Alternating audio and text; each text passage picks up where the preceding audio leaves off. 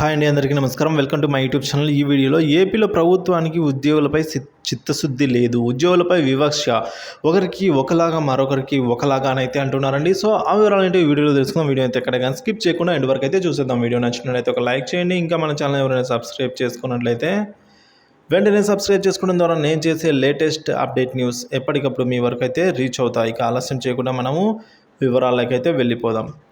ఎన్నికల కోడ్ అమల్లోకి రావడానికి ఒక్కరోజు ముందు ప్రభుత్వ జూనియర్ కళాశాలల్లో అయితే 197 మంది లెక్చరర్లకు ప్రిన్సిపల్గా పదోన్నతులు కల్పిస్తూ ఇంటర్ విద్యా కమిషన్ ఈ ఏడాది మార్చి 15న ప్రొసీడింగ్స్ జారీ చేశారు.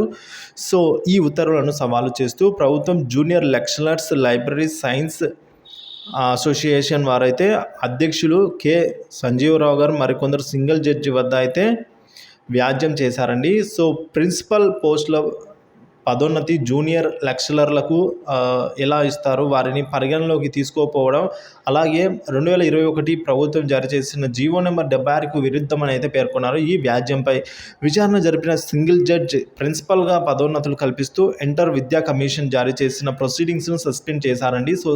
సింగిల్ జడ్జి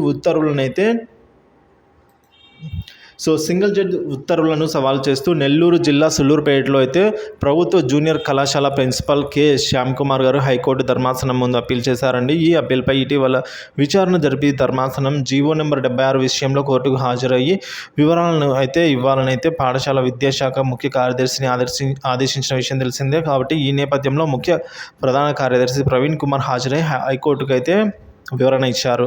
సో ఈ విధంగా మీరు ఎవరికి పడితే వాళ్ళకి ఎలా ఇస్తారు, మమ్మల్ని కూడా దృష్టిలో ఉంచుకోవాలి కదా అని అయితే క్వశ్చన్ చేయడం జరిగింది. సో దీనిపైన మీ అభిప్రాయాన్ని కామెంట్ రూపంలో తెలియజేస్తానని ఆశిస్తున్నాను. సో ఇది అండి వాళ్ళ topic. Thank you for watching this video.